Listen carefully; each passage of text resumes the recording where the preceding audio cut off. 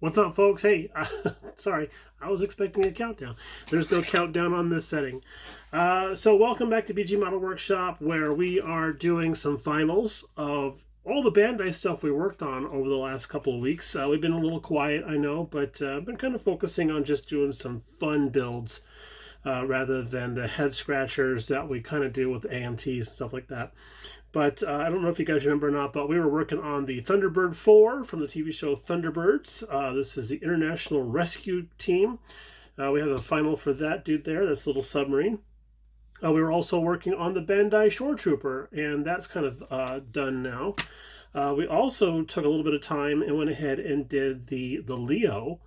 This was a fun little dude, kind of a stocky type of a thing. You'll see that here in a second. But then last night we went ahead and pretty much threw together this one here, the Han Solo in Stormtrooper outfit, which is really cool. So we're going to get to that here in a second. But first, we want to say thank you to Don over at Red Barn Garage. Red Barn Model Works. I apologize. But thank you very much for the card, sir, and the very kind sentiments on the back. It was very touching. And you will go into the binder of fame here in a second. So let's get on with the finals. Okay, so starting off the onslaught of Bandai finals is the Thunderbird Four. I was actually a little surprised by this kit. Bandai to me always means something of quality and stuff. And as we started working on this, I realized this doesn't seem like a typical Bandai kit. And as it turns out, it's not a Bandai kit. It must have been something Bandai had picked up tooling wise or whatever type of thing. But and needless to say, it was supposed to be more of a toy than it is anything else other than representing the actual show. But we did our best to try and make it look a little more, I don't know, a little more or less toyish, I guess is the best way to say that. The overall color on the vessel is going to be this TS56 Brilliant Orange. And then we thought that was just a little too orange. I wanted to yellow it out a little bit. So I went ahead and did a top coat of this TS97 Pearl Yellow. Oh, this stuff is pretty. So that's what kind of gave us that nice little pearlescent look on the top there. And then on the scoop on the front of that thing, there's supposed to be a light bar up on the front. This thing, we did that in the Gundam marker, the chrome Gundam marker. And I said I got this at Andy's. I was wrong. I actually got this at the Lobby of Hobbies. And I believe it's like $7.50, something like that, at my store. So that seems to be a little more affordable than the Molotov stuff. I slathered it on there pretty good, and then I came back a couple hours later and gave it a little bit of a thumb test. And do you know what I mean by thumb test? I mean, I picked it up by accident the wrong way. And it actually had solidified and whatever, had cured very, very nicely, and I was rather pleased. So I thought I'll just leave it. I mean, it looks straight up chrome, so we'll just go with it.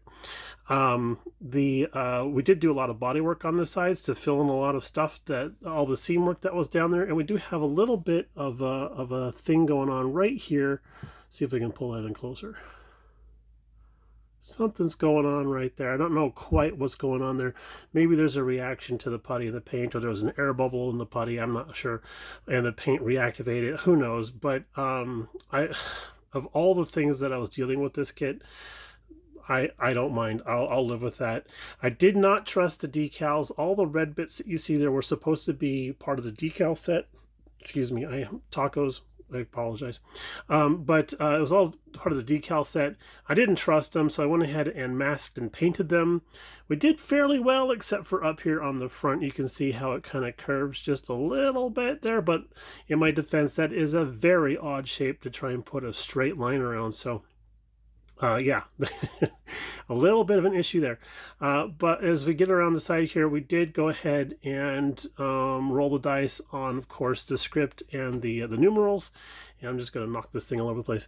And they actually turned out just great. I used the Microsol set before actually laying them down, and that seemed to make all the difference. I didn't have to go back over them with the Microsol solvent.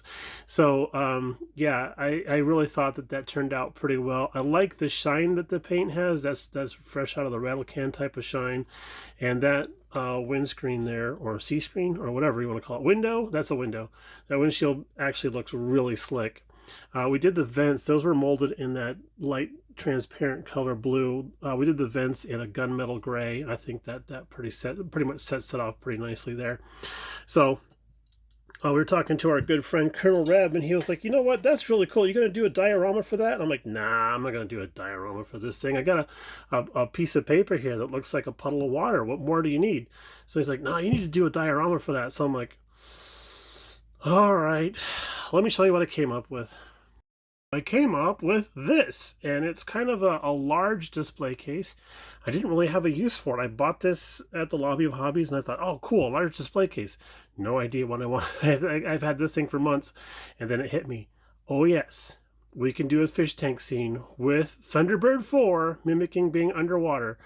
And we just got, we went over to the Hobby of Lobbies and got some, what's that stuff called?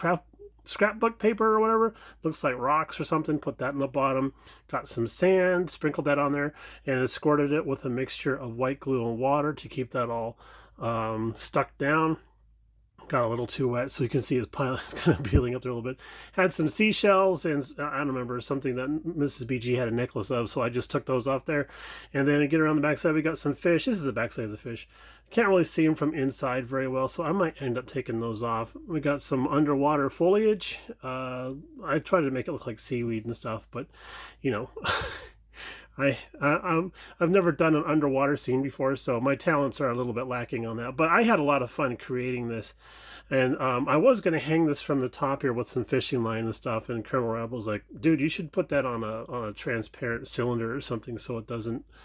Doesn't swing around so much and everything. And he was right again. So I have to thank you, Tommy, for that. But yeah, I think I had more fun creating the actual display case for this little dude than I actually did building it, especially with all the sanding and putty work I had to do.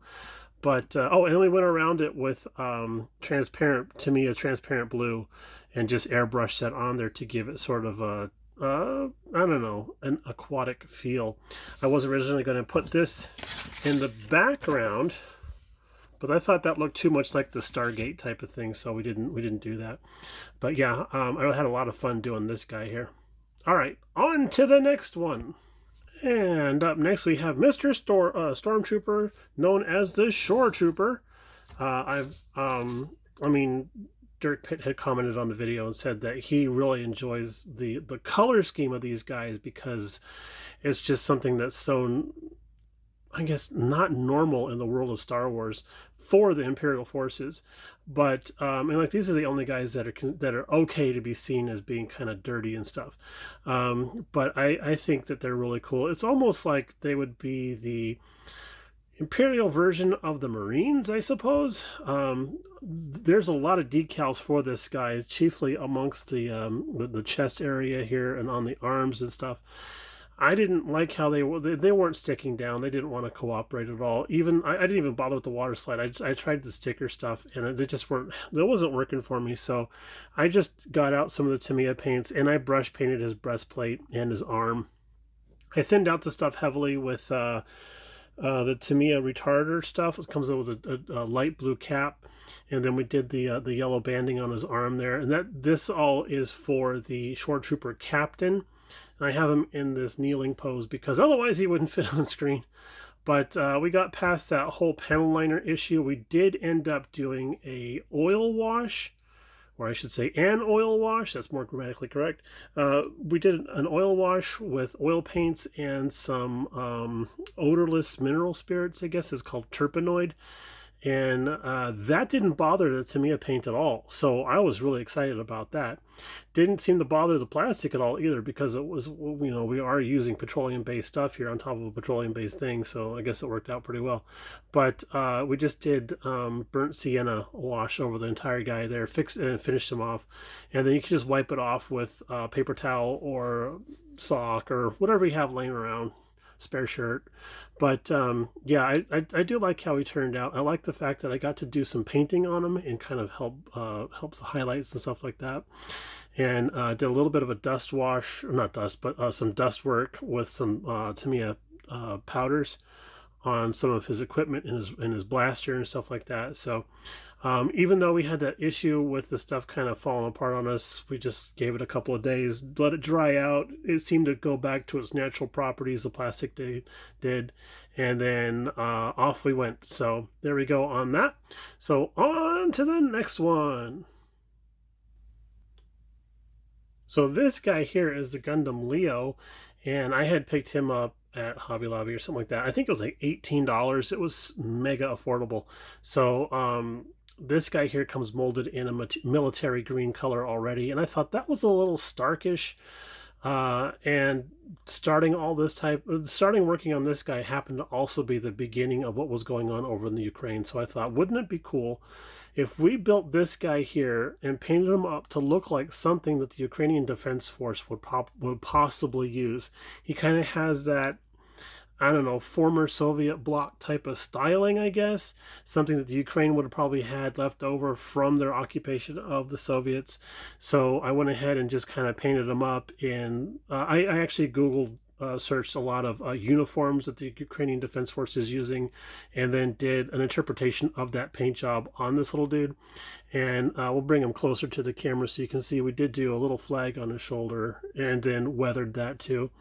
Painted them up with titanium silver, and then went over the top of that with the salt technique and white glue to try and simulate some weathering and that kind of a thing. So went back over and just soaked everything in a pan of water overnight, and then the white glue just made everything just slough right off where we wanted it to, not like on the Shoretrooper, but yeah, it got a little hairy here and there because I wasn't sure. The white thick glue had gotten really thin in some spots, and I wasn't sure it was going to come back off again. So I added more, a little bit thicker version of it. And well, I guess it got a little overkill here and there, like on the shield and stuff. So I went back and I did some bluing technique on there for some powders from Tamiya to try and make it look like it's been heat stained, like he's been resisting laser blasts and stuff, so, or rocket bombardments or whatever. And I didn't go over him with a set of files and stuff like that to carve him up and scratch him and everything. I just figured the damaged paint and everything that's on him would be fine. And then we did a light dusting of buff. I think it's XF 56 or 57, 56 I think it is, Tamiya buff to give it like a dusty type of look. And we just did that shooting sort of at an oblique angle from down below, getting it up. Didn't really do anything on the shoulders and stuff. I just figured he'd be walking around and generating dust and stuff like that. So yeah, that was kind of a fun little build to do. And now on to the next guy. So here we go, the cut to grass of the whole video. Mr. Ham Salad himself in Stormtrooper outfit. I came up with this pose myself while I was goofing around with him last night, and I really like that. Hey, what type of, it's very Han Solo to have that type of type of pose. I love the fact that it comes with a separate helmet, so that if you want to actually put the helmet, it doesn't fit over the actual figure's head, which is fine, but it does have a separate neck and all that stuff that you can attach it so it can look like he's in costume. But how would you know it's Han Solo unless he's standing like this, of course? But it does come with 3 different types of blasters, and they were very well detailed. I think I might go back and detail them just because I do have to do a little bit of work on him. There's a lot of decals to put on him, and it's mostly all on the bucket and on the abdomen where some of the, I don't know, circuitry readout or something like that is. But I thought it was really cool that this figure comes with the really ugly sling type of holster for that particular blaster. I always wondered why they carried that on the left side if they're right-handed, and then I realized, oh, it's because of the little charge pack that's up here. The ammunition pack that goes up there. You can't carry that on your right side if you have that. So that was like almost a it might have been like an oopsie somewhere along the lines type of thing. Like the guy who was designing the guns was like, oh yeah, you never got to carry these in the sling. And then somebody else was like, hey, these guys need a holster. So anyway, I digress. This one was a lot of fun to do. I actually built this one while Mrs. BG and I were watching TV last night. We watched, like, I don't know, 3 episodes of Father Brown back to back. Love that show. It's a great show. I digress again. But yeah, I like that pose. I think I'm going to leave them like that. You know, the instructions say that you can do detail painting and weathering and all that kind of stuff. I'm like, no, we're not doing any of that. I like him the way he is, and we're just going to keep him that way. So there we go. That's our Bandai stuff for the month, all of our finals. And we're going to get working on the March to Space thing. And we'll do it. That's a whole other video, guys. So we'll talk about that in the future. But in the meantime, everybody, have a great rest of your week. It's only Tuesday. And of course, if you've made it this far into the video, go get yourself a cookie. I'm going to get an Oreo. Y'all take it easy, and we'll see you on the flip side. Bye now. Hey, it's me. What are you talking about? Listen, sister, I only take orders from one guy, and that's me.